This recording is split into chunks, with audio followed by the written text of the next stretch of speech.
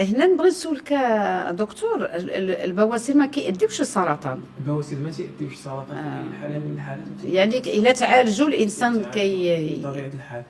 من بعد الفحص الأسبوعي تنقدروا نديروا واحد المنظار الشرجي، منظار بلانيسكوبي، وليت واحد المنظار هو كيبين واحد الآلة تدخل في الشرج المريض، تقدر تبين لنا البواسير الداخلية. البواسير الداخلية ماشي دائما هي متدلية، هي درجات.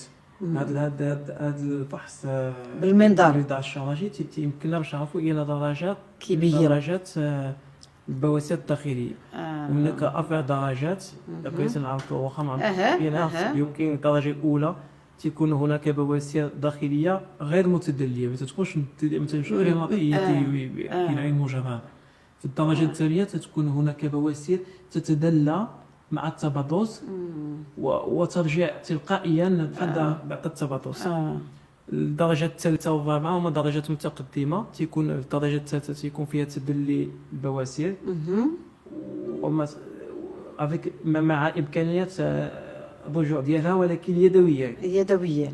وي. والدرجة الرابعة والأخيرة هما بواسير داخلية متدلية اللي ما يمكنش ترجع، تبقى ديما متدلية.